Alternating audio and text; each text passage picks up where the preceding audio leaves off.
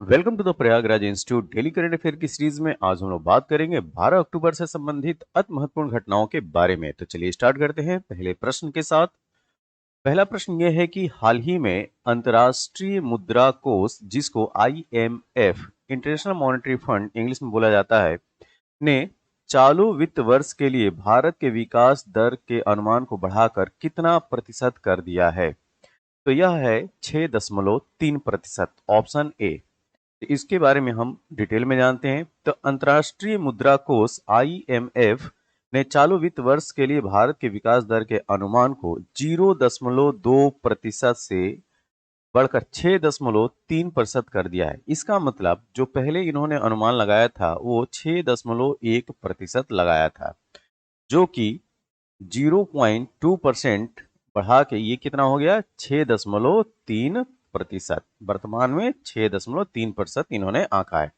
तो अंतर्राष्ट्रीय वित्तीय एजेंसी ने जुलाई 2023-24 के लिए 6.1% की दर रहने का अनुमान लगाया था, और IMF ने विकास दर का जो नया अनुमान लगाया है वो RBI द्वारा चालू वित्त वर्ष के अनुमान 6.5% से कम है। ठीक है, तो कितना लगाया है इंटरनेशनल मॉनेटरी फंड ने? 6.3%। अब हम बात करेंगे कि जो विभिन्न संस्थाएं हैं उनके द्वारा भारत की जो विकास दर, अनुमानित जो विकास दर है वो जो बताई गई है उसको देख लेते हैं। तो देखिए, भारत के अनुमानित विकास दर RBI के द्वारा, रिजर्व बैंक ऑफ इंडिया के द्वारा 6.5% आंकी गई है। विश्व बैंक, वर्ल्ड बैंक के द्वारा 6.3%, जो कि IMF के द्वारा जो बताई जा रही है वर्तमान में। ADB, एशियन डेवलपमेंट बैंक के द्वारा भी 6.3% ही बताई जा रही है। OECD, organisation of economic cooperation development के द्वारा भी 6.3% ही है।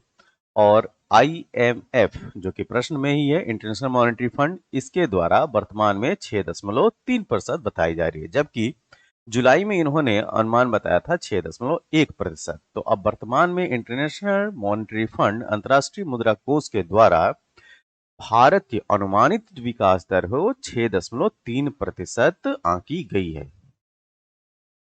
अगला प्रश्न यह है कि हाल ही में इंडियन ओशियनरियम एसोसिएशन, जिसको शॉर्ट फॉर्म IORA के नाम से जाना जाता है, कि विदेश मंत्रियों की बैठक 11 अक्टूबर को कहां आयोजित हुई थी? तो इसका आयोजन किया गया था कोलंबो। ठीक है, कोलंबो में इसका आयोजन किया गया था 11 अक्टूबर को। हिंद महासागर से जुड़े देशों के संगठन इंडियन ओशियन रिम एसोसिएशन, जिसका शॉर्ट फॉर्म है IORA, के विदेश मंत्रियों की बैठक 11 अक्टूबर को कोलंबो में आयोजित हुई, और इस बैठक की अध्यक्षता श्रीलंका ने की। तो इस बैठक की अध्यक्षता श्रीलंका ने किया था। तो श्रीलंका को वर्ष 2023 से लेकर 2025, मतलब 2023-25 तक के लिए इस महत्वपूर्ण संगठन का अध्यक्ष बनाया गया है।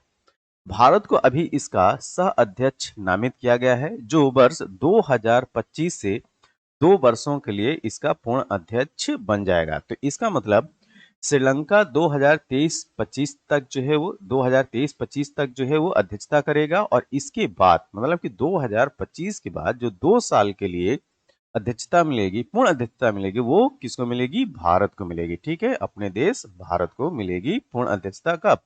2025 के बाद। कितने वर्षों के लिए? तो 2 वर्षों के लिए। ये जो है वो पॉइंट्स याद रखिएगा।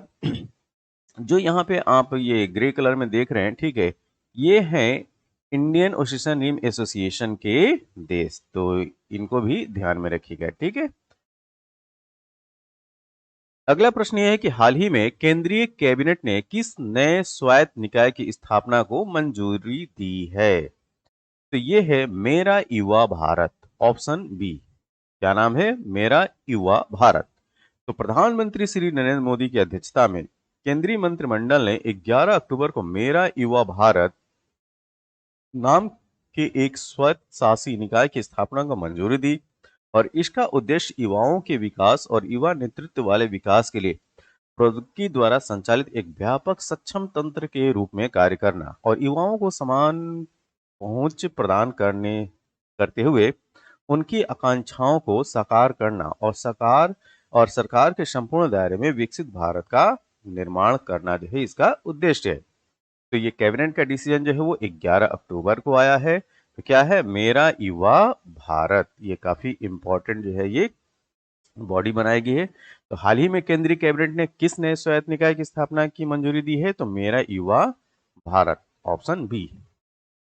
अगला प्रश्न ये है कि हाल ही में आयोजित जलवायु परिवर्तन और परमाणु ऊर्जा पर अंतर्राष्ट्रीय सम्मेलन 2023 की अध्यक्षता कौन सा देश कर रहा है? तो इसकी अध्यक्षता जो है UAE, United Arab Emirates. UAE 9 से 13 अक्टूबर तक अंतर्राष्ट्रीय परमाणु ऊर्जा एजेंसी आईएई, इंटरनेशनल एटॉमिक एनर्जी द्वारा आयोजित जलवायु परिवर्तन और परमाणु ऊर्जा पर 2023 अंतर्राष्ट्रीय सम्मेलन की अध्यक्षता कर रहा है। सम्मेलन का उद्देश्य सदस्य देशों को परमाणु ऊर्जा की भूमिका पर जानकारी के आदान प्रदान के लिए एक मंच प्रदान करना है, और यह कार्यक्रम अंतर्राष्ट्रीय परमाणु ऊर्जा agency, international atomic energy agency द्वारा आयोजित किया जाता है। अगर मैं पूछूं कि अंतर्राष्ट्रीय परमाणु ऊर्जा एजेंसी का हेडक्वार्टर कहाँ है, मुख्यालय कहाँ है, तो ऑस्ट्रिया की कैपिटल वियना में इसका हेडक्वार्टर है। अगला प्रश्न, हाल ही में किस राज्य के केंद्रपाड़ा जिले की प्रसिद्ध मिठाई रसबली, क्या है, रसबली को जीआई टैग प्राप्त हुआ है? तो ये है राज्य उड़ीसा, ऑप्शन सी उड़ीसा। तो उड़ीसा के केंद्रपाड़ा जिले की प्रसिद्ध मिठाई रसबली, क्या, रसबली को जीआई टैग, जीआई का फुल फॉर्म है जियोग्राफिकल इंडिकेशन, ठीक है, तो जीआई टैग दिया गया। और केंद्रपाड़ा रसबली की उत्पत्ति यहाँ के 262 साल पुराने श्री बालादेव जी मंदिर से हुई है, और मंदिर के इष्ट देव को रसबली भोग के रूप में चढ़ाया जाता है। अब इसी के साथ हम लोग ये बात करेंगे जो हाल ही में जो जीआई टैग दिए गए हैं कुछ प्रोडक्ट्स को, उनकी चर्चा कर लेते हैं। जैसे चोकुआ चावल, ये असम का है जिसको हाल फिलहाल में जो जीआई टैग प्राप्त हुआ है। भद्रवाह राजमा, जम्मू कश्मीर का ये प्रोडक्ट है। साबूदाना, तमिलनाडु, स्पेशली सेलम जिला, तो तमिलनाडु के सेलम जिला में साबूदाना को जो है जीआई टैग प्राप्त हुआ है। रायगढ़ा सॉल, ये उड़ीसा का दूसरा जीआई टैग प्रोडक्ट है। याक चुरपी अरुणाचल प्रदेश का है। हामती चावल अरुणाचल प्रदेश। मरचा धान, ध्यान दीजिए, मरचा धान ये जो है बिहार, और खास तौर से पश्चिमी चंपारण। पश्मीना क्राफ्ट, ये जो है रिसेंट में मिला है जम्मू कश्मीर का, ये जीआई टैग प्राप्त हुआ है पश्मीना क्राफ्ट। कुम्भम अंगूर, ये है तमिलनाडु। तो ये जो कुछ हाल फिलहाल में जिन राज्यों से जीआई टैग प्राप्त हुए हैं उनको भी आपको याद रखना है, ठीक है। चोकुआ चावल, भद्रवाह राजमा, साबूदाना, रायगढ़ सॉल, याक चुरपी, खामती चावल, मरचा धान, पश्मीना क्राफ्ट, कुम्मुम अंगूर। और अभी जो आज हमने इसको क्वेश्चन में फ्रेम किया है वो है रसबली मिठाई। तो रसबली मिठाई जो है वो उड़ीसा, उड़ीसा राज्य की केंद्रपाड़ा जिले की प्रसिद्ध मिठाई है जिसको जीआई टैग प्राप्त हुआ है।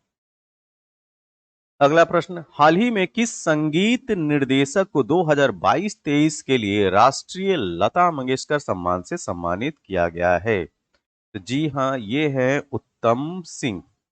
कौन? उत्तम सिंह, ऑप्शन ए। तो संस्कृति विभाग द्वारा 2022-23 के लिए राष्ट्रीय किशोर कुमार सम्मान एवं राष्ट्रीय लता मंगेशकर सम्मान की घोषणा की गई है। संगीत निर्देशक उत्तम सिंह को 2022-23 के लिए राष्ट्रीय लता मंगेशकर सम्मान से सम्मानित किया गया है, और वहीं वर्ष 2022 के लिए राष्ट्रीय किशोर कुमार सम्मान प्रसिद्ध अभिनेता धर्मेंद्र को प्रदान किया गया है। तो ये जो है डिफरेंस याद रखिएगा। तो संगीत निर्देशक उत्तम सिंह को 2022-23 के लिए राष्ट्रीय लता मंगेशकर सम्मान से सम्मानित किया गया है, और वर्ष 2022 के लिए राष्ट्रीय किशोर कुमार सम्मान जो है अभिनेता धर्मेंद्र को प्रदान किया गया है। राष्ट्रीय लता मंगेशकर सम्मान एवं राष्ट्रीय किशोर कुमार सम्मान में जो है 5 लाख रुपए की सम्मान राशि प्रदान की जाती है।